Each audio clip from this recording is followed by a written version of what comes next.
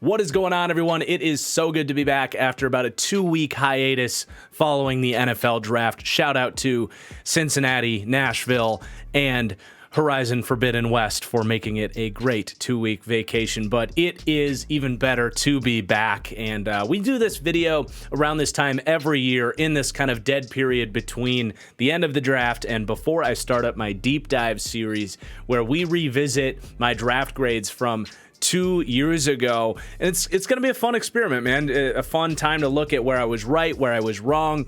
Every year we get comments saying draft grades are useless. Why do you even do these? Well, now we get to pull out the receipts and see if we actually were able to tell who made mistakes on draft day and who stole value and made amazing picks as well. So this is going to be a bit of a longer form video.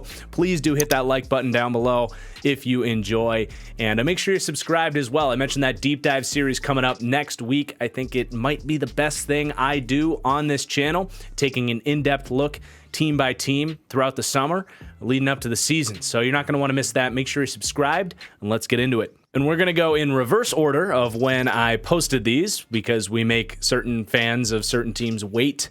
And 2 years later, you're getting rewarded. We're starting off with the Las Vegas Raiders, who were not rewarded in this draft with an F-graded first-round selection of Alex Leatherwood, one of the premium examples of a first-round pick that was horrible at the time, was a massive reach with the 17th pick, taking, to me, a guy that wasn't even a day one starter on the offensive line, kind of a run-blocking specialist who really needed to work on his pass protection, and that has absolutely proved out. Now, I ended up giving the Raiders a B for this draft because they stole some guys down the board that I really liked, most notably Trayvon Merrick in the second middle of the second round. There was a great pick. He's been a quality starter for the Raiders. So, if you flip those two in hindsight, they did okay. You can't just do that, right? You'd much rather get a better player at 117 and then take the guy that fell.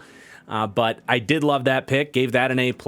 Malcolm Kuntz, I didn't really see the value in the middle of the third round there, so C+ I think was good.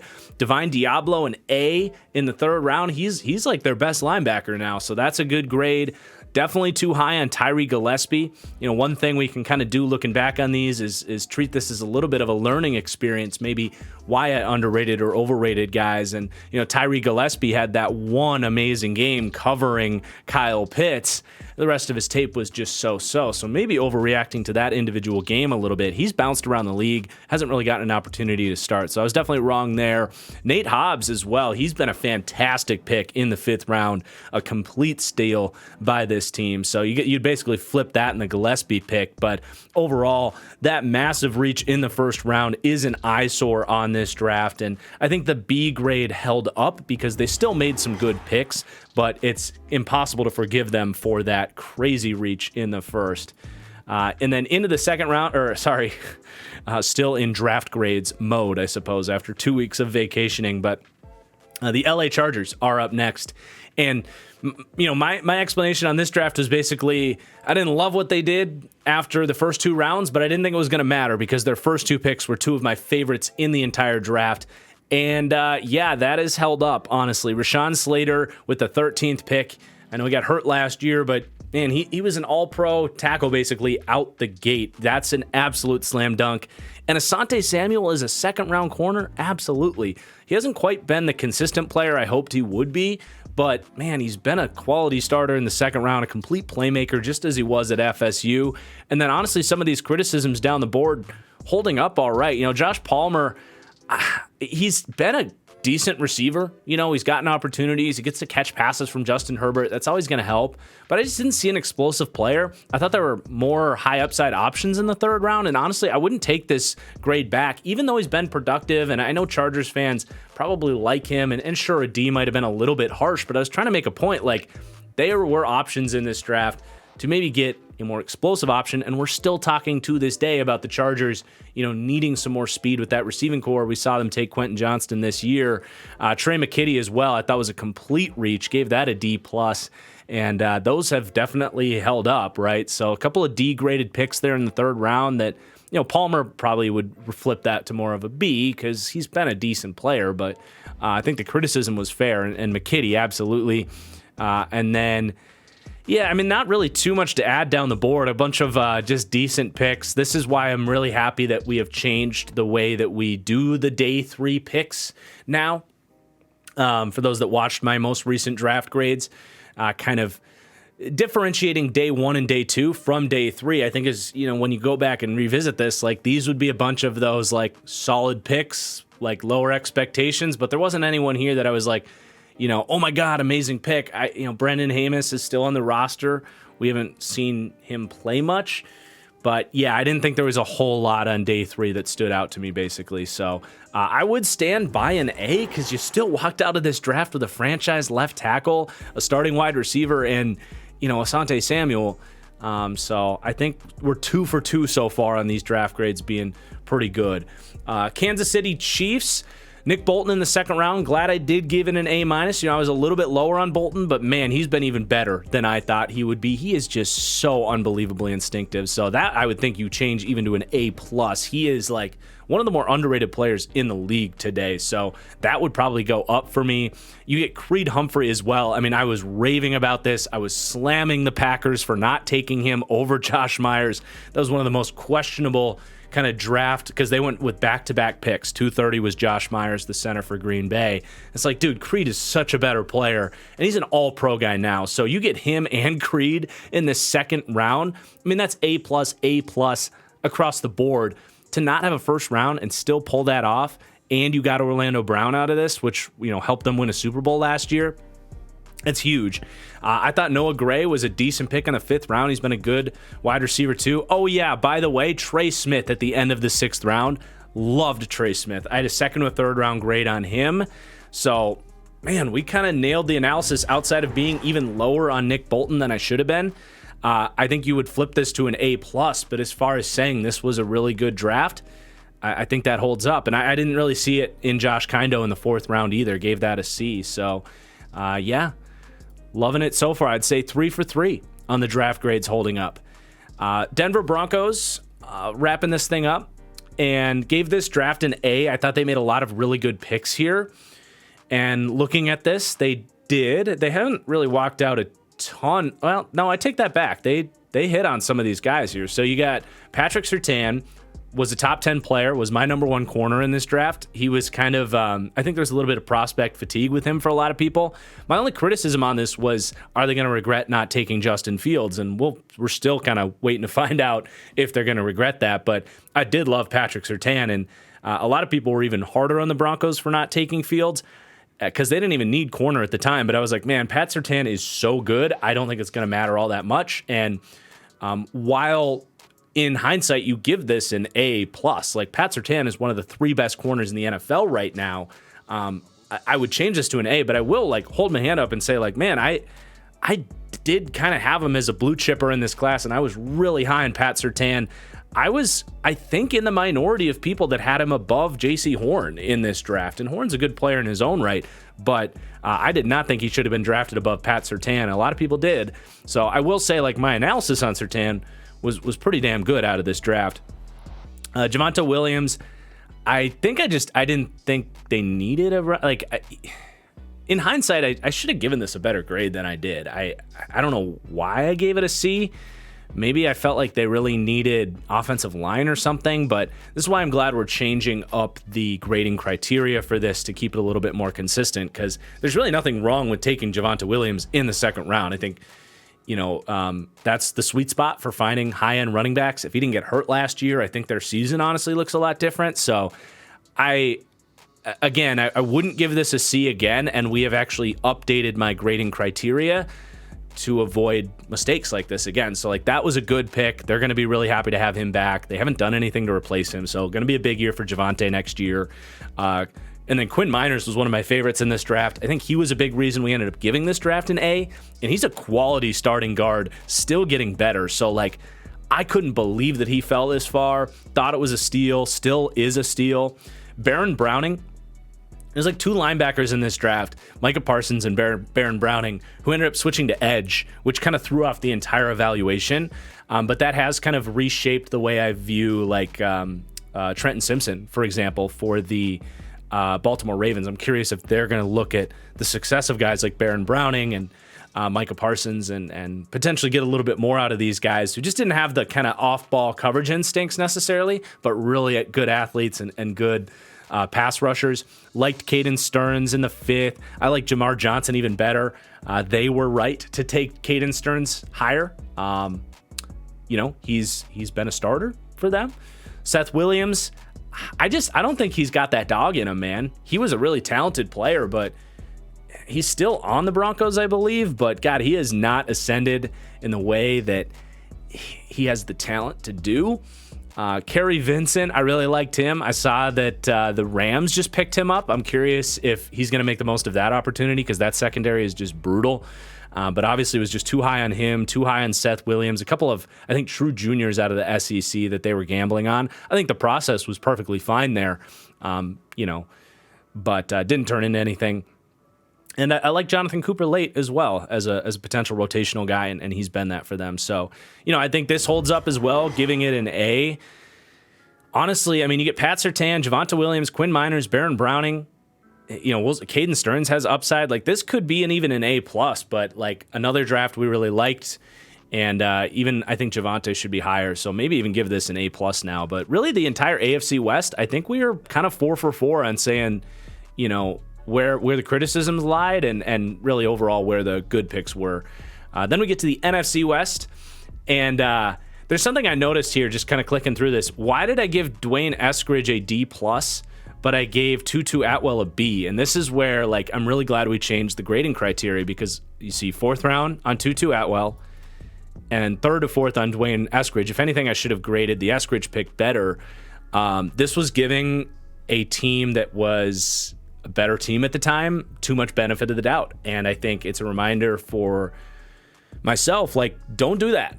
Just be honest with your grades and let these things play out in time, because both these teams made equally bad mistakes.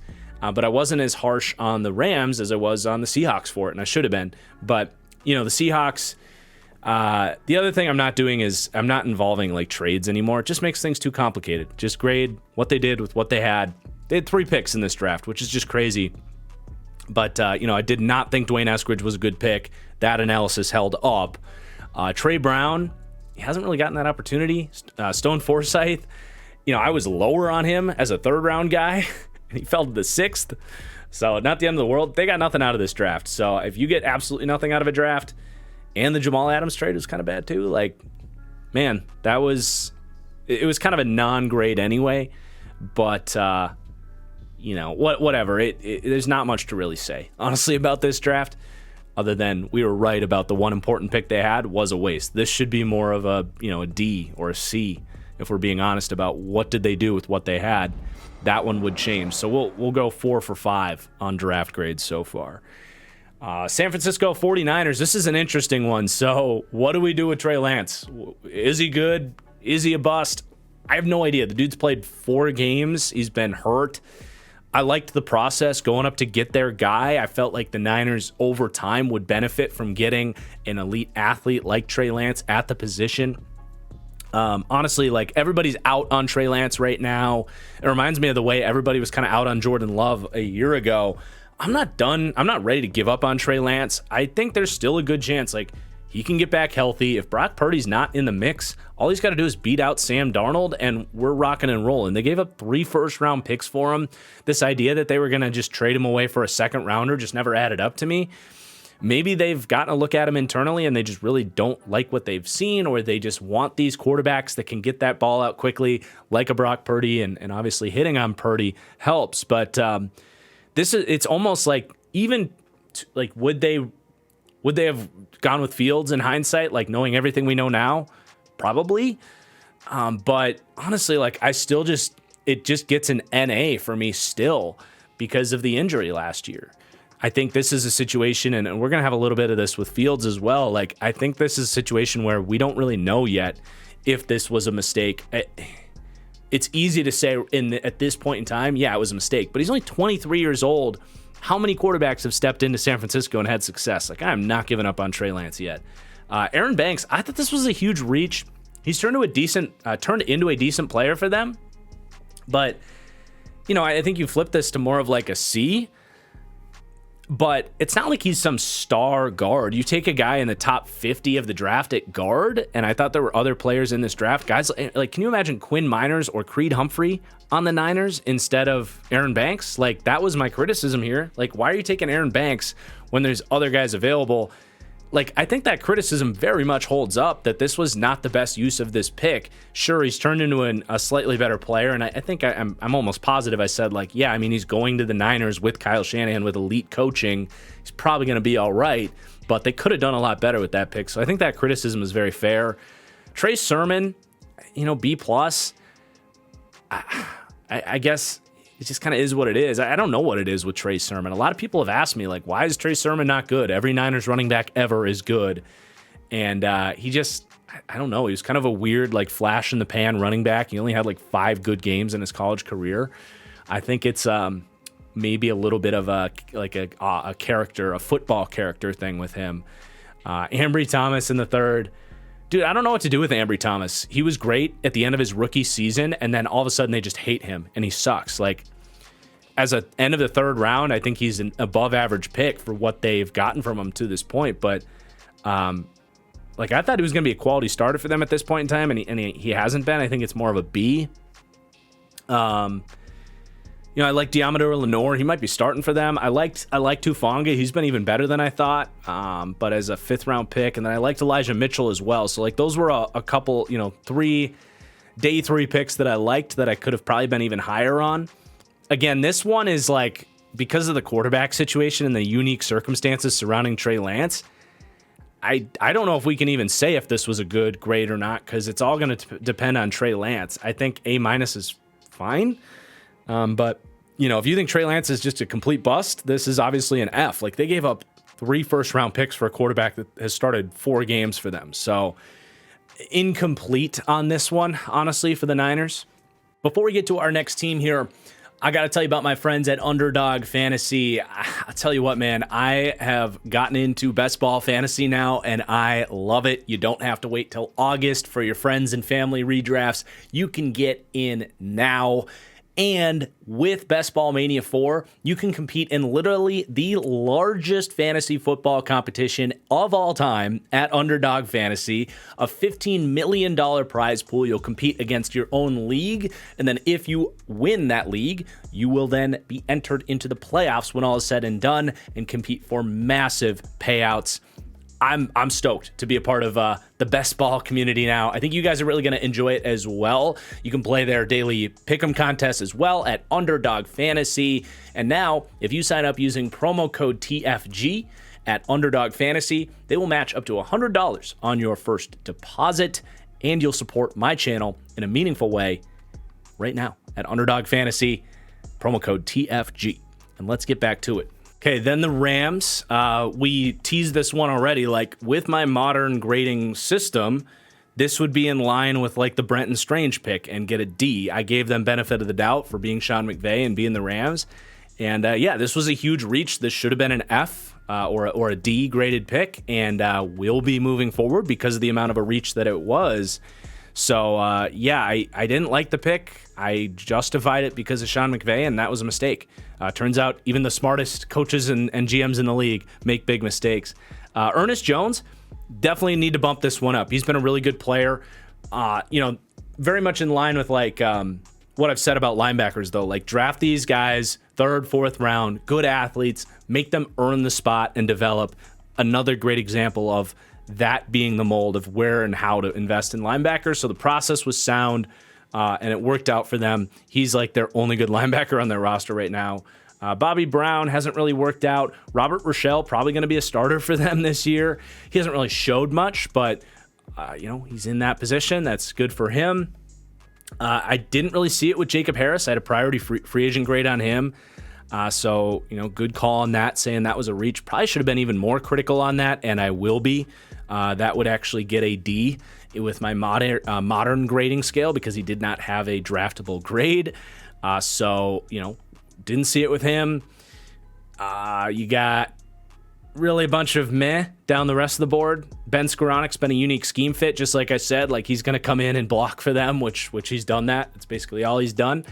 But yeah, this was a draft that they didn't get a whole lot out of. I think B-. You did get Ernest Jones, but yeah, I mean, this should be more of a C-, honestly. Like, this grade should change. So we're gonna say this was an L for TFG, and we're 4 for 6 on draft grades. Then the Arizona Cardinals. So let's see, I give this an A-. They didn't have a third round pick, so I didn't think Zaven Collins was the best pick. I thought he was fine. A linebacker at 16. I just thought it was a little bit early for him, and I think that's held up. Like, they should have gone a different direction here, whether it was O-line, D-line, like, they would take this pick back. I gave it a B because the player's fine, and he's, he finished strong last year, so I think the grade is fine, but the criticisms I had there held up. Rondale Moore has not been the player I hoped he would be. I don't know if it's just scheme or what, but I have kind of soured a little bit on these undersized wide receivers because, if Rondale Moore can't work out in a spread offense run by Cliff Kingsbury with Kyler Murray, I don't know how many of these guys, like the Tutu Atwells of the world, for example, are going to be like returning top 50, even top 2 round draft value. I think they can be gadget players, guys you can move around in space. But man, like, Moore has shown a lot of flashes. I want to see them get him more involved, but you would not say this was a great pick in the second round based on what he's given them. Marco Wilson, I think this is fine. Like, end of the 4th round, a guy that I thought was a freaky athlete that is their starting corner. He's shown a lot of flashes. He's been really inconsistent, still young. Like, I think that holds up just fine to get him at the end of the 4th, being a good pick. And then the rest of these guys, I liked Demukaje for where they got him. Tay Gowan is not on the team, so I'm not sure what happened with Tay Gowan, honestly. I thought he was a sound player, but he just hasn't been able to stick. James Wiggins that late as a special teamer. I think he's on Green Bay now. I think that's fine. And then Michael Menet, again, late 7th round picks. This is why we changed the grading system. Because it gets a little confusing when you get that late in the draft. Like, you gave it an A, what does that mean? So I didn't think those guys were going to be superstars or anything, but I thought they were values where they got them. This draft was not an A- draft. This was a kind of C+ draft, honestly. So we will say I'm 4 for 7 on draft grades being accurate. And let's get to the AFC South. So Kwity Paye in the first. That was a really good pick. He's been a good starter for them. I think A is perfectly fine. I did not like the Dayo Odeyingbo pick. I thought it was early. F is a little harsh. He's been fine, but how much of that is second round draft capital? He's been playing a lot. I think the criticism there is very much fair. You get Kylan Granson. I didn't see an impact player. Sean Davis I thought was not a good player. Sam Ehlinger, Strachan, this is pretty much as good as you can do for draft grades. Odeyingbo maybe a little bit harsh as an F, but a C- draft here, basically just getting Kwity Paye out of this. A bunch of picks that haven't turned into anything. I think that's pretty fair. So we're going to go 5 for 8 on draft grades. Tennessee Titans, Caleb Farley. Everyone screamed it was a steal. I said, okay, but let's see if the injury stuff is legit. And it was. He has not been able to get on the field. He's been horrible. B+ was, it's tough with these injury guys. We just don't know. He was supposed to be like a top 12 pick before this injury stuff about his disc stuff and his back being an issue. Clearly, that's why he fell. The Titans took a risk on an injury guy, and it did not work out. Interesting that they took a guy like Tyjae Spears this year, which it sounds like that's the same case. So, you would have to flip this to a D. Like, these medical concerns, they should have taken much more serious. He's been a complete non-factor. I think the risk was reasonable because his upside was there. He has been a complete bust. So that's got to be a D. Dylan Radunes, they haven't really gotten great play out of him. He played much better last year. I think he's a little bit more wait and see. He's still an athlete with upside. I thought like he was someone that could have snuck into the end of the first round. I'm not giving up on him quite yet, but definitely wouldn't be an A. That's more of a B. Definitely was just too high on him. And we'll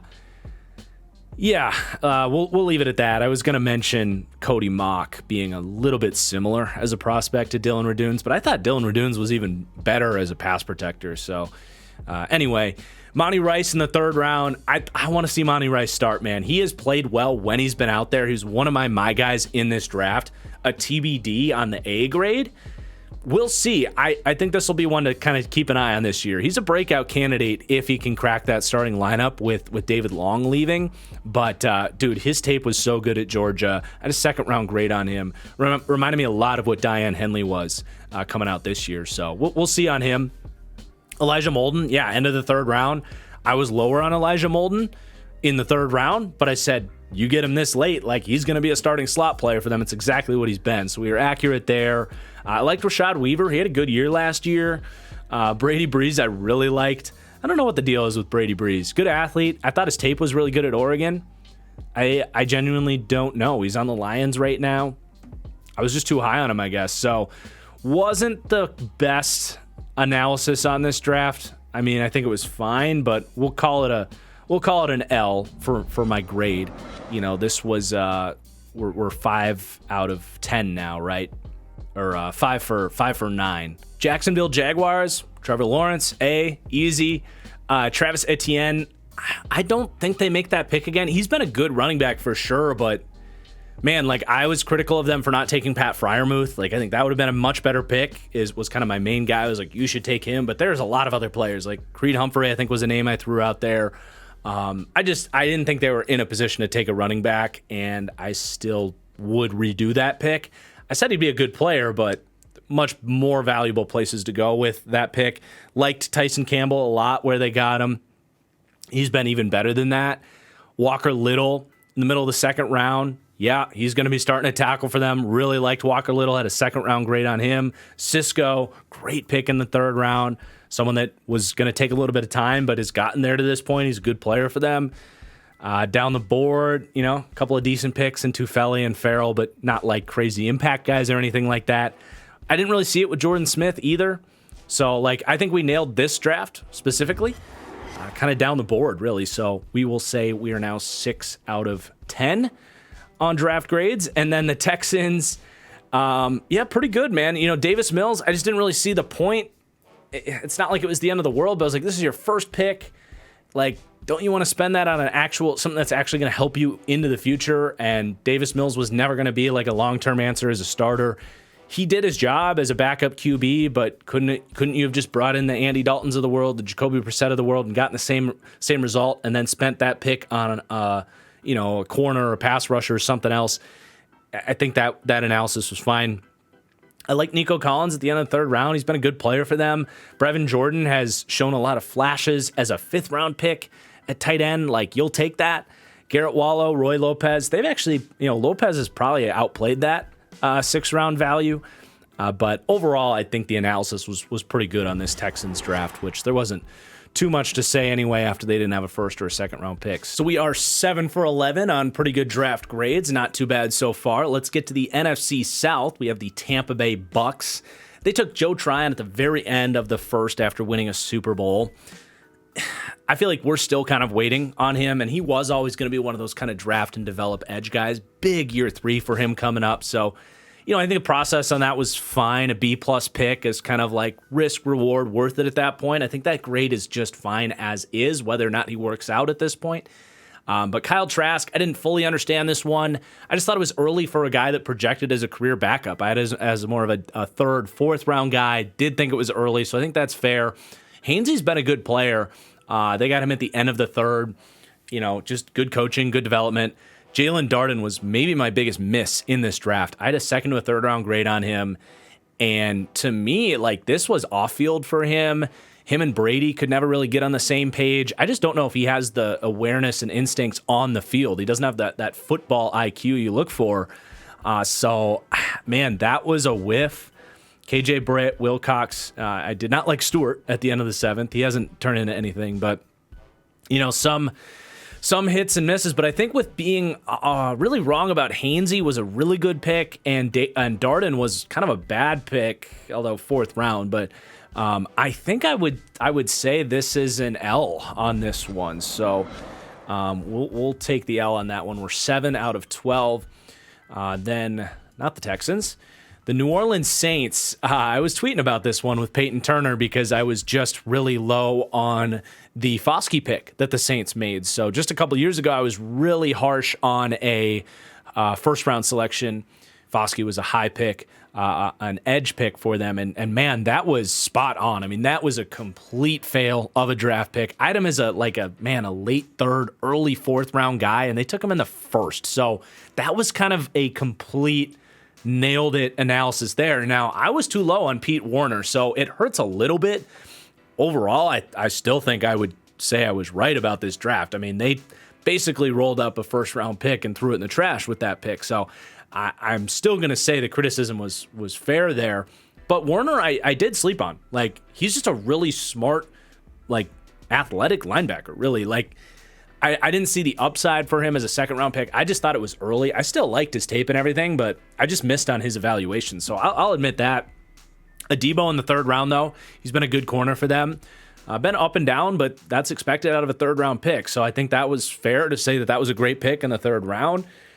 Someone that's gets legitimate starting playing time for them. Ian Book, I thought was way too early in the 4th round, so that was accurate. And then, Baker, Landon Young kind of is what it is down the board there. So I think it's fair to say I was still right about this draft, even if I was too low on Pete Warner. And it's not like I said Pete Warner was an F. I did think it was early. But being so correct about the Peyton Turner thing, I think it's fair to say this was accurate on my end. So 8 out of 13. Then I keep doing that. Sorry. The Carolina Panthers, a lot of picks in this one. I gave this draft an A. So the J.C. Horn pick, that was pretty good analysis right there. I said, fine pick, not going to be the end of the world or anything, but take Pat Surtain. He's a better player. And that was bang on. There's no way, if the Panthers called the Broncos, we'll give you Horn for Pat Surtain. There's no way they accept it. And vice versa, the Panthers would take Pat Surtain for J.C. Horn. Even if Horn had a good year last year, I'm not trying to say Horn is bad, but Pat Surtain was such a good cornerback prospect. I really pound on my table for that. I put my neck out for it. With this analysis at the time, I think it's aged well, and that was a W. Terrace Marshall, very much wait and see, but as a end of 2nd-round pick, still has talent. I think now getting real quarterback play for really the first time, we're going to get to see if Terrace Marshall, who turns 23 now, if he can play. I like Brady Christensen in the 3rd round. He's been a starting guard for them. Tommy Tremble was a good pick. Chuba Hubbard, a good pick. Good kind of rotational / borderline starter types based on their role. And then Davion Nixon, as an A- in the 5th round, I know it looks high and he's off the team now, but I will say I was much lower on Davion Nixon. A lot of people had him as a day 2 guy, and I was like, hold on, that does not hold up. His tape wasn't that good, and there was a lot of people saying his off-field he's not a high-character guy. And I did say that in this video, it's good value at this point, a good risk to take, and it wouldn't change the grade even necessarily. I think really with those first 6 picks, we nailed it. Then you get late in the draft. Shi Smith has made some plays for them. This definitely held up as an A grade. It's still a good draft. You get a starting guard. It's just it's hard because Terrace Marshall was always going to be more of a developmental guy. I even said Shi Smith might, in this video, I said Shi Smith might be a bigger impact right now than Terrace Marshall because he's just so young and raw. I still think the process on the pick was fine. So this one's tough. I gave it an A. This is not an A draft. You got a low-end starter at guard, still someone you're waiting on in year 3 at wide receiver, and we don't know if he's any good. J.C. Horn, they should have taken Pat Surtain. This was more of a B draft. This wasn't a bad draft. You got a star corner. hopefully a wide receiver, a guard, a tight end, a running back. Like, they made good picks in this draft. I don't think this is like a complete miss or anything, but I think you'd probably change this to like a B when you factor in the fact that they clearly should have taken Patrick Surtain. And I know Panthers fans are going to come at me for that because J.C. Horn's a good player, but you could have had even better, right? Like, how you feel about J.C. Horn now, I promise you Broncos fans feel even more excited about what Pat Surtain has been. So I'll be a lean on the side of being harsh on myself and say the final grade was too harsh, but I think the individual analysis of these picks was pretty spot on. So I could go either way on that one. Let's go to the Falcons. This was an interesting draft. They took Kyle Pitts when a lot of people thought they'd be thinking quarterback, Justin Fields, in this draft. But Pitts is a tough one because it's been a usage thing, a scheme fit thing. It's been kind of a weird spot with Arthur Smith there. But the dude is clearly a great football player, and he was coming out. He was probably the best player in this draft, independent of positional value. So I still think you probably you take Jamar Chase if you do this again. But I get it. I get why they took Kyle Pitts. I don't know. Is Jamar Chase who Jamar Chase is now? If he's catching passes from, the end of Matt Ryan's career and Marcus Mariota and Desmond Ridder? No, probably not. So I think that's fine to say that's an A. I liked Richie Grant. I thought that they should have gone, though, with the Raiders guy who's been a better safety. But, Richie Grant now in year 3 is looking up. Mayfield, I was wrong. He was not a good pick. He was just not a good player. I didn't love his tape, and I was lower on Jalen Mayfield, but I should have trusted that even more, honestly. I did like Darren Hall as a 4th-round pick. He's made some plays for them, so that's held up pretty well. Agundije and Frank Darby, I just didn't think they were draftable players. I was right about that. They haven't really done anything. Agundije has played because, they've had to play him. Dahlman in the 4th has been a starter for them. Taquan Graham, I don't know why I gave that a C. I liked Taquan Graham. I had a 5th to a 7th round grade on him, so that's interesting that I gave that a C. But this one's a little bit all over the place, honestly. I gave it an A-. They did walk out of this with Kyle Pitts, Richie Grant, some good picks on day 3 of the draft, some bad picks. I think I will give myself an L on this one. Again, could have gone either way just because I was too high on the Jalen Mayfield pick. We're being very harsh. Maybe it's fair because we gave myself an L on the Panthers that was kind of 50-50. Maybe it's fair to just say 50-50 between the two of them and say we are 9 out of 15. I don't think you guys are going to complain too much about that one. Okay, the New York Jets. This is time now. We can just put up the L right now because I was wrong on Zach Wilson. Straight up wrong. A lot of people were wrong. It is what it is. You're never going to bat 100% on quarterbacks. It's just not going to happen. The mental side of things, the professionalism side of things, it's the hardest position to hit on, or just to be consistently accurate on, right? So, now that that's out of the way, I think what happened was honestly, it was because of how much time he had to throw at BYU. My argument was, his receivers aren't that open, and they really weren't. The separation that he was throwing to at BYU was certainly not what Fields had at Ohio State in this draft, or what Trey Lance had at North Dakota State. But he did have a ton of time to throw, and that was a big learning curve for him at the next level. And I think the game really did just move too fast for him once he got to the NFL. And that was really evident out the gate. So I'm certainly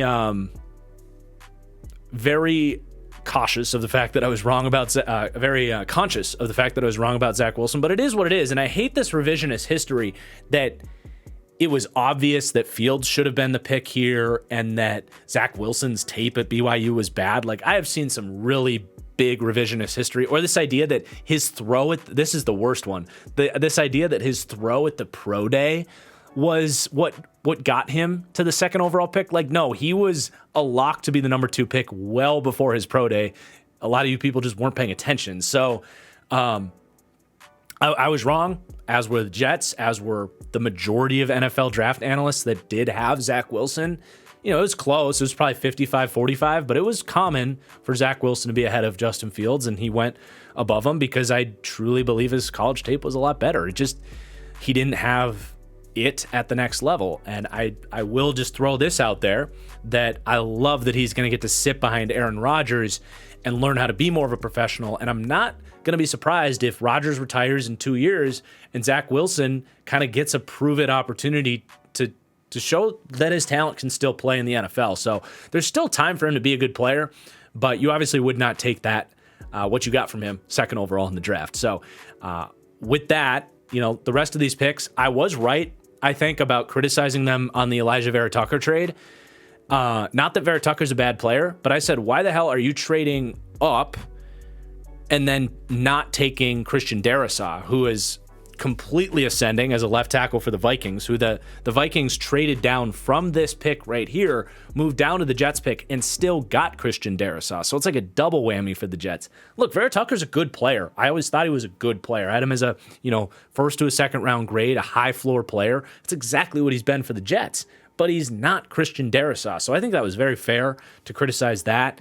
Elijah Moore, second round, another example of these small wide receivers kind of not hitting. And it's just something to be conscious of. Like, as great as their tape is in college, it doesn't always work in the NFL. Now, the quarterback circumstance clearly hurts a guy like Elijah Moore. He's shown a lot more flashes than someone like Rondale Moore. We're still going to get to see if Elijah Moore is a good player with Cleveland. And they got a second round pick back for him. So it's not like they completely wasted this pick. Michael Carter, fourth round, no brainer. Like, he's just a really good running back, not a superstar or anything. Exactly what I said about him. Down the board, anything really stand out? I like Brandon Echols a lot. I mean, that's kind of a win, man. I mean, other than Zach Wilson, I think we had absolute bang on analysis here. Was even too low on Michael Carter, but I did like that pick. Jason Pinnock is listed as a starter for the Giants right now, but obviously not for the Jets. So honestly, I think the analysis was good after Zach Wilson, but I will still give myself the L because of the miss on quarterback. So we are 9 for 15. We got the New England Patriots and gave this draft an A, and I think that holds up. I actually defended the Mac Jones pick. I know people are down on him right now. I think you got to kind of, I know this is an easy trope to fall into, but his rookie year was really good. He was the best quarterback in this draft after the first year. His floor was high. It always was. I said, we'll see 5 years from now if Mac Jones is worth a contract extension. But I really felt like with Bill Belichick, at his age, this made sense to get a quarterback in on a rookie contract who's going to compete now. I think he's going to look so much better this year with real play calling. I don't get why they don't fully support Mac Jones, but I still think they should make this pick again. What was their other option at quarterback, right? Christian Barmore, you got to remember Mac Jones was in a playoff game against the Bills in his rookie season. That's impressive. He had a good rookie year. Christian Barmore, absolute steal. No idea how he fell into the second round. That was criminal. I think he was a top 20 pick lock. He's been a stud ever since he came into the league, so that was accurate. Ronnie Perkins is still kind of wait and see as a late third round pick. He's a little bit higher on their depth chart now, so keep an eye out for him. But I think as an athletic dart throw at the end of the third round, he was never going to make a big impact because he had guys like Uche and a deep group ahead of him. But I'm excited to see what he can do. Stevenson in the fourth round, really good pick. Cam McGrone, there's a lot of hype for him. I was lower on him with a fourth to a fifth round grade, but you get him at the end of the fifth round, good process. And then, the rest of the guys there, whatever. So I think this one was a win. This is still a good, draft for the Patriots. And the analysis was pretty good. Even if you're down on Mac Jones, I still think it's the process is fine. The Buffalo Bills to wrap up the AFC South.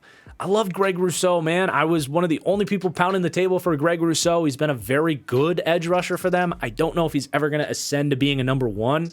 He's been pretty good through 2 years, though, and absolutely a great pick for the 30th pick in the first round, right?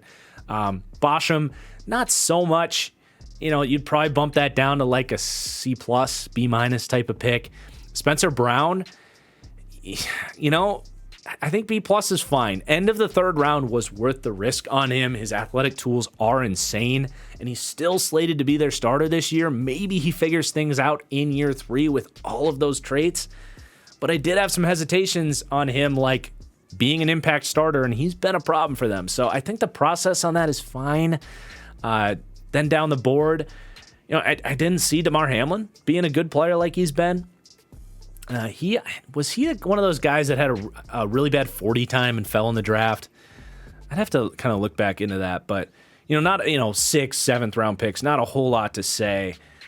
I think because I was pounding the table for Greg Rousseau, and he's been better than a lot of people expected him to be, I gave this draft a B. I didn't think it was insane. I think this is a fine hit as far as the draft grade goes. All right, then the Miami Dolphins, and coming into this draft right here, I was like this big Dolphins hater because I hated their last 2 drafts, and they were not great drafts. But I did love this one. I gave this one an A-. I did have some criticisms in there. Jalen Waddle, I think this was because they gave up 2 first-round picks for him, and I didn't know if Waddle was worth the 6th overall pick. I think he is. Like, I don't think my criticisms were necessarily unfair, but they do that again. So you'd make that an A if you regraded that. Jalen Phillips, definitely an A pick. That one was pretty easy. And then, I think what makes up for my Waddle nitpicking of the B grade there was Javon Holland was my number 1 safety in this draft. And that was not a common opinion. He ends up going as the number 1 safety and has been by far the best safety in this draft. I don't know. I think I gave it an A- because maybe there were other offensive linemen I thought they should have gone with. I don't know why. I didn't love that pick because I was a huge Javon Holland guy. Maybe I really was just a Dolphins hater at the time. And this is why we have that grading system in place now to protect me against any emotional things I'm feeling. And I was a little bit high on Liam Eichenberg as well. So I'm kind of like talking myself out of saying I was completely right on this because there was probably some unfair criticisms there with the Waddle thing. I don't know why Holland got an A-, honestly. And Liam Eichenberg was not an A pick. Like, I was too high on Liam Eichenberg, as were many people.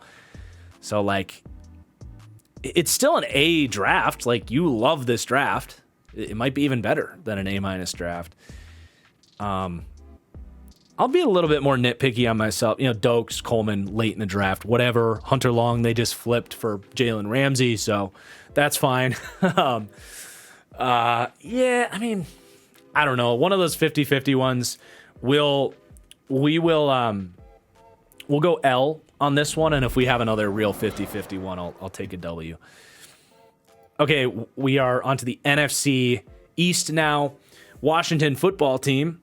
Jamin Davis got a B. I think that's fine. I always said, like, he is not going to be good right away, but he has developmental upside. Ron Rivera can hopefully get something out of him. And he really came on late last year. So I think it was fine. It was a little bit early. That's why it got a B. But I think that was pretty spot on. Loved the Cosme pick in the 2nd round. Absolutely did. He's going to start and be a really good player for them. I liked St. Juste. I was curious if they were going to flip him to safety, but he's been good out of the slot. Diami Brown in the 3rd round. Diami Brown is like my number 1. Like, can we please get him somewhere with high volume, high level quarterback play where he has an opportunity to start? Because this was my biggest thing when they took Dotson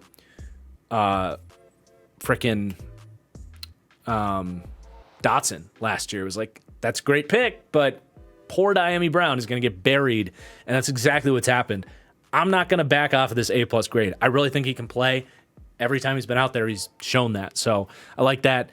John Bates, I was wrong. Like, he's a really good blocking tight end. They saw something there that I did not. Derek Forrest, though, that makes up for it. I love Derek Forrest. This was a huge win for me. Forrest was generally, like, he was one of those guys when I do my 7-round mock drafts on Patreon. He was one of those guys that was always available for me in the 6th, 7th round. I was like, I am absolutely taking him here. Like, I had clearly a 4th to a 5th round grade on him. And I was also in a very slim minority. I don't know if I saw anybody that had Forrest over James Wiggins that year out of Cincinnati. And Forrest now is like a quality starter for them. So that's a huge W that he was my guy in that draft. Beyond that, a bunch of 7th round picks. Dax Milne, another guy like maybe he's good. He's been buried on this depth chart. He's still on the team. Tony and King have been good role players for them, basically as I projected there at the end of the 7th. So I think we were pretty spot on with this draft. We are going to collect a W on that one. Really down the board, other than being too low on John Bates, who's kind of an underrated good player. So this was a really good draft for the Commanders. Like, they really built a lot of the core players on that roster through this draft. Philadelphia Eagles, loved this one. Definitely a win to say I loved it. Like, we are now 13 out of 20. I'm just kind of jotting these down as I go here. But yeah, Devonta Smith, thought it was a great pick with the 10th pick, and they navigated this well. They traded up for him, but they also got that extra first-round pick to move down. Maybe that was my thoughts on the Waddle thing, I think, was that the Eagles got an extra first when the Dolphins could have just stayed put and taken Waddle. But it is what it is. Waddle's a monster. Devonta Smith's a monster. That Alabama team was insane with those receivers. But then they take Landon Dickerson. He was great last year. He was in Pro Bowl conversation. So those first 2 picks were a home run. Milton Williams, absolutely, man. He's turned into an interest. He was always going to be a little bit raw right away. Big year coming up for him, but you would make that pick again in a heartbeat. And then Zach McPherson's been fine, but I did think it was a little bit early for him, and that's held up. He hasn't really needed to play, but I don't know if he can. But then Kenneth Gainwell in the 5th was one of my guys in this draft. I had him as a day 2 guy. They got him in the 5th round. He's been a really good player for them, so that's held up. Then you go down the board a little bit, 6th, 7th round. This is why we changed the grading scale. Tui Pelotu I did think was a value when they got him, but he hasn't had any room to play here. He's still on the team, I think. Teron Jackson, same deal. Jacoby Stevens was just not it, I guess. I thought he was maybe going to be a developmental linebacker for them. Just hasn't happened. Patrick Johnson as well is still on the team, but it's just all these D linemen, they're just rotational guys that don't even really play because they invest so much in that group. So it kind of is what it is, but definitely an A there for the Eagles will hold up. The Giants, this draft, I gave an A-, so I liked the Tony pick. I wish I would have been a little bit, followed my gut on Tony a little bit more. I kind of got suckered in by the Senior Bowl and some of his highlights and the hype on him, but, I was wrong. He was not a good first-round pick for the Giants, for sure. Did love Azeez Ojulari, though. Gave that an A+.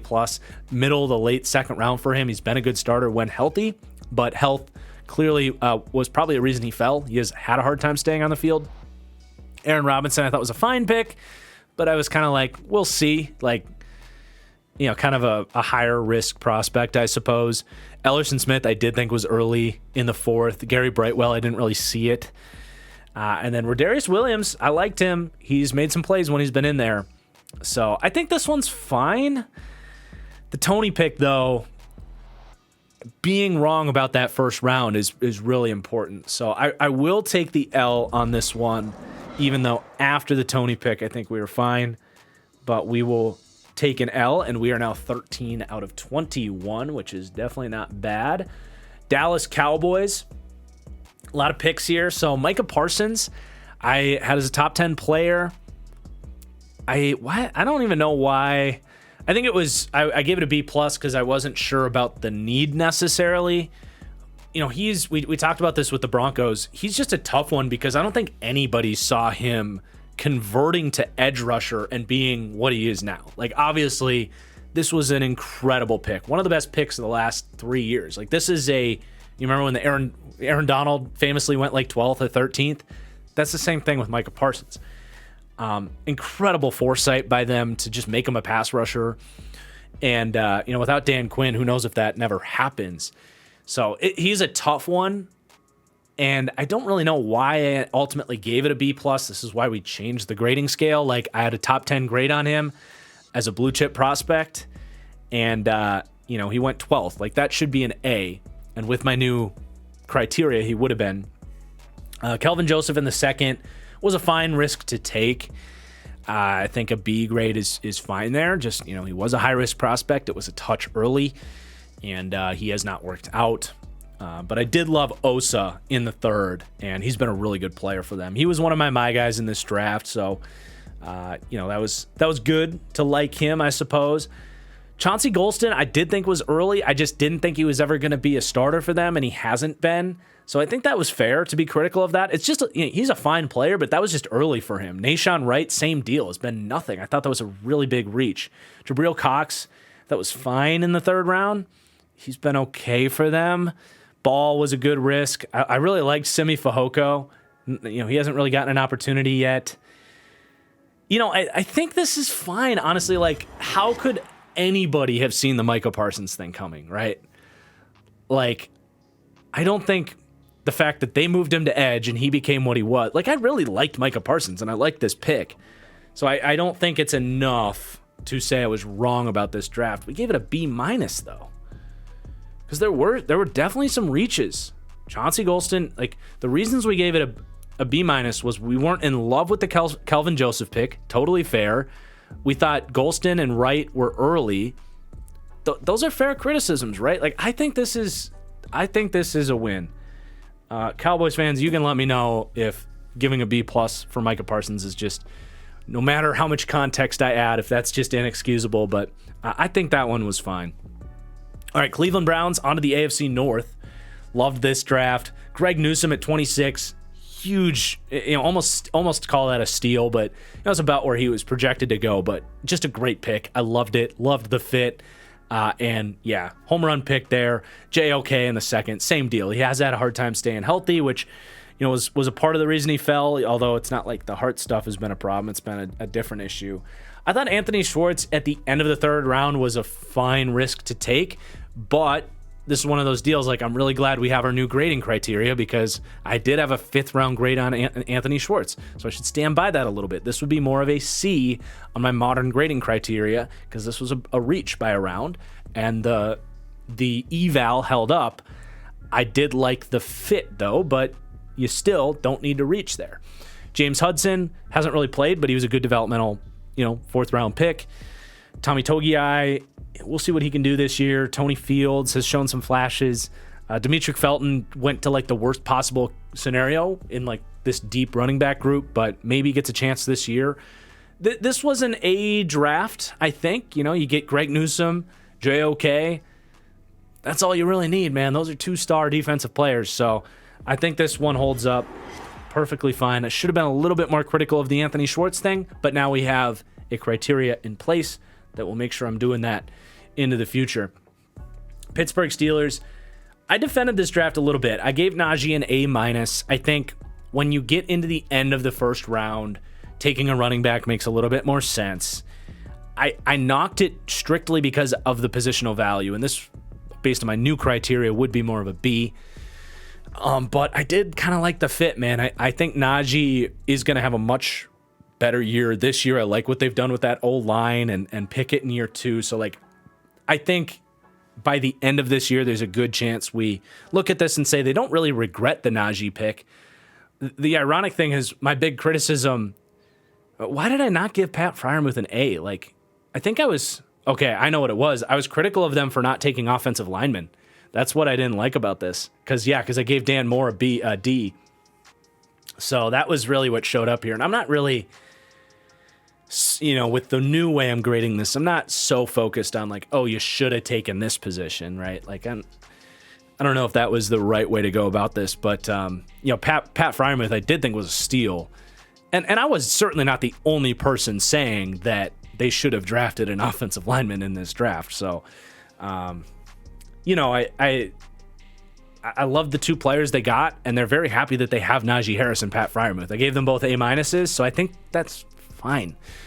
Kendrick Green in the 3rd round, I gave an A. They got a good year of starting out of him, and then they just kind of replaced him. So, like, for a late 3rd round pick, I think that's a good pick. Like, he's still a good backup with starting upside, I think. Dan Moore was actually a decent starter for them. I missed on Dan Moore as a I had a priority free agent grade on him. Like, he's clearly better than that. Beyond that, Quincy Roche is back on the team. I think after joining the Giants, he's back now. I really did not like Trey Norwood. He struggled. I didn't like Isaiah Loudermilk. There's a lot of good analysis in this. There's a lot of, I think the Dan Moore was a miss, but I gave this a B plus. I think that holds up. If you just look at the haul, who the good players are that I graded well, who they kind of missed on, I think it's fine. Other than Dan Moore, I don't know. I don't know what to do for my. This is where it would be nice to do this as a live chat, so we could put it to a poll. Maybe we'll do that next year. But we gave ourselves the L on the Dolphins. I'm gonna give myself a win on this one, and we'll split that one down the road. All right, Cincinnati Bengals. Gave this an A-. Loved the Jamar Chase pick, slam dunk. Jackson Carman, I had some hesitations on him, and that held up. Did look good at left tackle at the end of last year, but I think there was other players that I liked better than Jackson Carman. Love the Osai pick. Look out for Osai this year. He's gonna be a piece for them. A little bit of a closet take. I'm just gonna say this. I think Osai is gonna be a better player than Myles Murphy long term.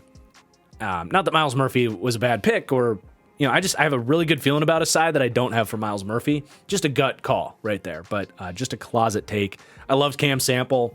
He's been in the lineup as a 4th round pick. I was clearly too high on him. I think I overrated his ability to win with a bull rush at that level of competition. Something to keep in mind. Tyler Shelvin as well. I don't know what the deal is with him, honestly. Maybe it's just this D-line is so deep. Someone just picked up Tyler Shelvin. I think the Titans did, so I wouldn't be surprised if he still figures things out. I liked what he brought to the table as a big guy. Deontay Smith, developmental guy. I think that you would make that pick again. Down the board, Trey Hill, same thing, developmental guy. Chris Evans was a good receiving back pick. Evan McPherson, though, he was a good pick in the 5th round. That was the one kicker pick that's really worked out recently. I gave this an A-. I think I was wrong.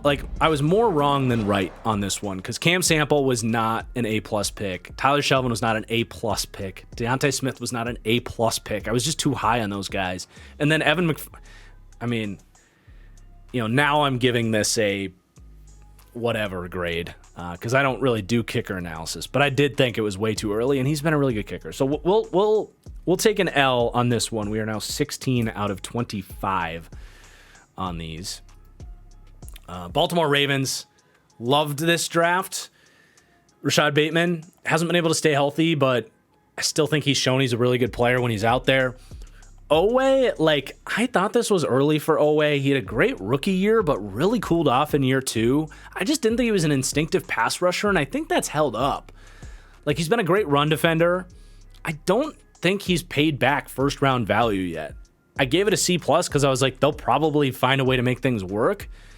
But it's tough. I was more wrong than right about that, but some of the things I thought about Owe have still held up, even though he went to the best possible landing spot imaginable. Ben Cleveland, he's probably going to be their starting left guard this year. Look out for him to be a breakout candidate in year 3, so I think that holds up. Brandon Stevens, I just thought was way too early, and he's been out there because he's had to be, but he hasn't been a good player, so I think that's accurate. Tylan Wallace, one of the weirder, is this strictly because of the injuries to Lamar, the scheme, and him not being able to be in a fit that works for him? I really thought he could play on the outside, man. His ball skills, his ability to just stack on the outside were really good at Oklahoma State.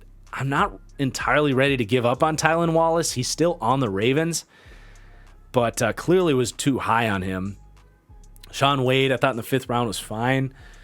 Ben Mason, I kind of like that pick. He hasn't had to play, but I think the analysis here was pretty good. They haven't gotten massive returns from this draft, though, even though they had 2 1st-round picks. Another 50-50 one I struggle with. We'll keep rotating here and say this was an L because I was too high on Tylan Wallace and probably a little bit too low on Owe and maybe a touch high on Bateman. So we'll go L on that one and reserve the benefit of the doubt for the next 50-50 one. So the Minnesota Vikings, I felt really they got a bunch of late picks in this after just making one of the picks. I said this was one of the picks of the draft. Christian Barmore at Christian Darrisaw. 2 Christians were steals in this draft. Christian Darrisaw trading down, getting a pair of third-round picks. Unfortunately, they wasted those picks, but in the long run. But to me, like, getting that franchise, like, Christian Darrisaw is so good. That makes up for so much of this draft. Now, this was a underwhelming haul in hindsight, right? Like, this was not an A-plus draft when you have all these picks. Kellen Mond was a good risk to take in the 3rd round. I don't know if they necessarily regret it, but clearly they didn't hit on Kellen Mond. Let's just say that. He gets cut after a year. Wasn't even the backup in year 1. Brutal. Chaz Surratt, to be fair, I did say that was early. I had a 4th to a 5th round grade on him. Wyatt Davis, I thought was much better than this, and I was low on Wyatt Davis. And, you know, he just, I don't know what that is. I don't know if it's a work ethic thing or an instincts thing, but man, he has been a bust. So, like, some of these guys looked like values at the time, and they fell for a reason. The rest of the NFL was on to something that the Vikings were not. Patrick Jones, he still could be something. They have kind of rotated him in. He had a decent year last year. They've had a deep group, so I think a B there is fine. Kane as a C+ in the 4th round, I think is a kind of a good take. Like, interesting athlete. He's been a good kick returner for sure, but still, that's early for a 4th round pick. Cam Bynum, I like that. I like moving him to safety. He's been a starter. Janarius Robinson, probably should have been a little bit more critical of that as a 4th rounder. I was right. Amir Smith-Marset was overrated in this draft. I had a 6th to a priority free agent grade on him. Some people had him as a day 2 receiver in this draft, and that was not the case. Zach Davidson and Jalen Twyman were interesting athletes to gamble on at that point in the draft.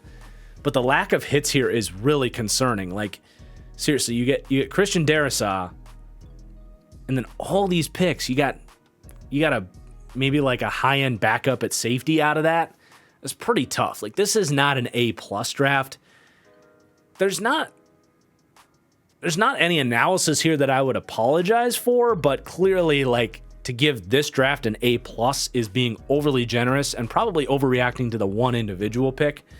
So we're going to call this an L on the Vikings getting an A+. All right, Green Bay Packers. I'm really proud of my analysis on this draft. Honestly, I think I knocked this completely out of the park. Like, for other than Amari Rodgers, I guess. But for anybody that says I don't have a good eye for, like, when the Packers screw up and when they do a good job, like, this and the 2021 grade or the 2020 grade kind of hold up really well. Eric Stokes, a C+. I thought he was a fine player. He's a fine corner. But my criticism of this was they didn't even take the best Georgia corner. That's true. Tyson Campbell, better player, went a couple picks later. And I thought Asante Samuel would have been a much better scheme fit, a much more instinctive player. You would take those two guys over Eric Stokes in a damn heartbeat. And then the Josh Myers pick, I give it a D+ because, like, in a vacuum, it's not the worst pick in the world. I did think it was early, but to take him over Creed Humphrey was inexplicable. And I said it on draft night. I said it in this video. I don't understand what the hell Brian Gutekunst was thinking on that one. I think it is the biggest blemish on his resume. And it's just, I literally cannot believe an NFL general manager drafted Josh Myers, who's fine, over Creed Humphrey, who was always the better prospect and was an all-pro center on day one. Like, gifted him to the Kansas City Chiefs. So that was a huge knock on this draft. I liked the Amari Rodgers pick. I didn't understand why they waited so long to go get that wide receiver. It was already 2 years too late. But that one's, like, weird because he's shown a little bit with the Texans. As a third-round pick, they just never played him. And then they cut him because he was fumbling punts. Like, they completely botched the Amari Rodgers situation. Packers fans are with me on that. You know, Royce Newman in the 4th round, I had a priority free agent grade on him. I gave it an F. I like, he's started, but he was a problem. Like, he very well was the reason that they lost to the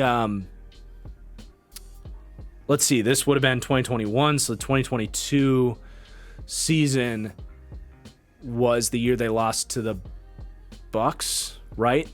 In the NFC Championship? Is that right? Or this was right after that? Yeah, this was right after that. They went on to lose to the Niners. But, dude, Royce Newman was nothing but a problem when he was on the field. And the fact that they spent a fourth-round pick on him, talked themselves into playing him over better options when David Bakhtiari was hurt, it crippled their season. So, like, I'm totally fine giving this an F. Like, yeah, he started some games because of poor coaching decisions, but, you know, he's not a good football player. He's a decent run blocker, but a horrible pass protector. Tadarius Slayton, I liked the process there. Big nose tackle. Loved Isaiah McDuffie, honestly. I think he's shown that he can really play when he's been out there. So that was fine. And then Kylan Hill was an off-field thing. He fell to the 7th round. That was a big surprise. And then they ended up cutting him because I guess he just wasn't a culture fit. But I think C on this is a win. They still got some pieces, right? Like, you still walk out of this with a starting corner, starting center. But they could have done so much more with this draft. Another draft that just really, you know, between this and the 2020 draft, they really dropped the ball on winning another championship with Aaron Rodgers. So this was a win for me. Detroit Lions, this one's pretty easy. Like, this is a famous draft for Brad Holmes. They nailed this one. Penei Sewell, no-brainer, A-plus pick. Love it. Levi Onwuzurike, I should have stuck to my guns a little bit more on him. I did have a second-round grade on him, which was a little bit lower than consensus. But, yeah, obviously that one didn't work out. But I did also freaking love Aleem McNeil. And to get him in the 3rd round was awesome. Fetu Melifonwu, I was definitely lower on him. I thought this was a fine process pick at the end of the 3rd round. But I thought the hype on him was way too high. So good on that. And then Amon-Ra St. Brown, you know, I had a 3rd round grade on him. I think I was even a little bit lower on him. But to get him in the 4th round, grading this as an A, like, obviously, great process. They nailed that. Even Derek Barnes, a good dice roll in the 4th round. He's been in the mix in that linebacker room, which is about an average 4th round pick. We gave it a B+. And then Jamar Jefferson just hasn't gotten an opportunity. I feel like he'd be a good fit there, but it hasn't worked out. But, you know, we gave this an A. They made some really awesome picks. Our favorite ones really were Penei Sewell, Aleem McNeil, and Amon-Ra St. Brown, and those are huge hauls for them in this draft, foundational players of that team. So this one's going to hold up as an A. We are 18 out of 19. And then we got a couple more left. Did I skip one? We must have skipped one. Could be my tally's just off too. We'll do the Bears here, and then I'll double back and make sure I didn't forget anybody. But I think we're good. Anyway, I give this one an A+. And let's break it down. So Justin Fields with the 11th pick. There's a lot to say about this one. What I'm going to say is, like, whether or not he works out, you would not take this back. You move up to the 11th spot. You get a quarterback that belonged in the top 10, a true 1st round grade. Like, whether or not he works out, I think the process here was totally reasonable, right? Like, I got crucified in January. I tweeted that I had a higher grade on Anthony Richardson than I did on Justin Fields. So if you go to, like, this year's draft, if, say, I don't know, the Commanders or the Vikings or the Bucs, maybe a great example, if you were a team that needed a quarterback and Anthony Richardson, who was, like, very similar grade to what I had on Fields, was there at 11 and a team gave a future 1st round pick to move up for him, you're saying the same thing. Like, absolute no-brainer, completely worth the risk. You do this 10 times out of 10. So whether or not Fields works out, this is an A+ move. I still stand by that for the Bears. Now, I was a little bit lower on Fields. I still had him as a 1st round guy, as a top 10 guy. That's why I gave this an A+ grade. But he was my QB4 in this draft. I said he holds onto the ball too long. He makes really bad decisions in scramble drill. He's got some of those Jameis, Carson Wentz, F-it throws. He was a first-read QB at Ohio State. Unlike C.J. Stroud, honestly, I had a higher grade on C.J. Stroud than I did on Justin Fields as well. So, like, a lot of those issues with Fields at Ohio State, let's just face it, Bears fans, everybody, they have showed up for Justin Fields in the NFL. Back-to-back years has led the NFL in time to throw, which, you know, that's not good. Like, yes, he can run around and make plays, and guys with the athleticism to extend plays are often towards the top of the league, but he was 3.3 seconds to throw last year. The next guy down was 3 flat. And that includes, you know, Kyler Murray, Lamar Jackson, Patrick Mahomes, like all these guys that love to run around and make plays happen with their feet. They're still getting the ball out, reading defenses, making precise, you know, surgical decisions as a passer. Justin Fields does none of that stuff. He is slow to react. He does have a long release. Like, that stuff has held him back. Let's face it. If you take the rushing out, he was a bottom 5 passing quarterback in the NFL last year. Now, the accuracy is great. You love that. And really, if I was wrong on Justin Fields, it's that I'm convinced he got faster at the next level, honestly. Like, he was a great runner at Ohio State. He was not doing what he's doing for the Chicago Bears. Like, I didn't think, and I don't think anybody thought, that he was going to be a Lamar Jackson, Kyler Murray level runner, like Josh Allen level runner of the football, 1,000 yards rushing last year. That's been insane to see that evolution in his game, and that's been what's really generating a lot of this excitement. But like I said earlier on, like, Justin Fields is not a lock to be this franchise great quarterback. He has a lot to show this year. He's earned that opportunity. Playing with a bad situation last year. But I do think the conversation on Justin Fields has gotten a little bit out of hand. It's a big year 3 for him. And I will stand by the take that I would have stayed put at number 1 and taken Bryce Young and seen what I could got for Justin Fields. It's my opinion. I've always just been it's not that I hate Fields or don't think he can work out or don't think he's earned an opportunity to get a good surrounding cast around him or anything like that. It's just Bryce Young was right there. And I think it's going to be very interesting to see how this plays out. But as far as coming all the way back to this, like, the process at this point in time was great. Tevin Jenkins, second round, he's been a stud when he's played. He's had some injury stuff. That's probably why he fell a little bit. But they move him into guard. There's been some weird stuff with him. It's probably not an A-plus pick, but he's still a damn good player. Like, his tools, his film has translated to the next level. So I think you're fine with that. I just hope he can be happy at guard and they can work things out and just kind of keep things rolling with him and keep him healthy, because he's a really good player when he's out there. I liked Larry Borum a lot. Look, as a 5th-round pick, he's started games and been okay. I think that's a win right there. Khalil Herbert, loved that pick. End of the 6th round, thought he was a potential starter, and that's what he's been. Daz Newsome hasn't really worked out. Thomas Graham. Honestly, Thomas Graham's shown some flashes in the league. His first year with the Bears, dude, like, the A-plus looked right. I don't know why they gave up on him so quick. I really felt like he could be a starting slot.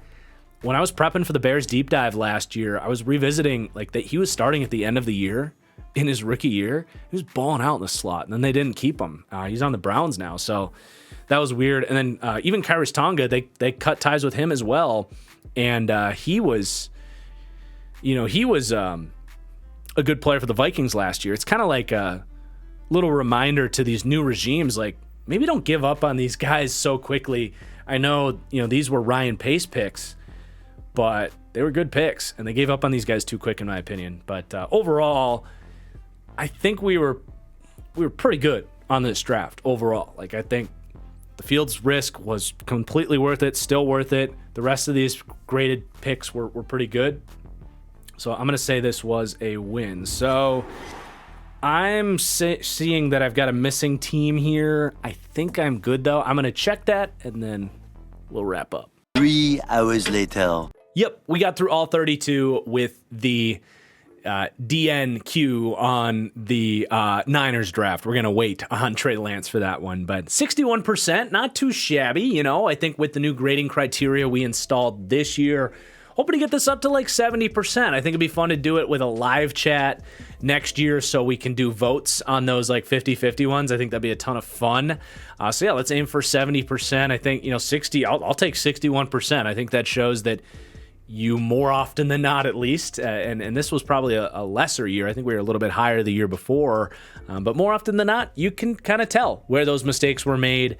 And I do hope you guys enjoyed. That's going to do it. Our next video is going to be next week. Aiming, Wednesday, Thursday for the kickoff of the deep dive series. Excited to reveal who I think the 32nd ranked team in the NFL is going to be for next season. So make sure you're subscribed so you don't miss that. And we'll see you later. Peace out.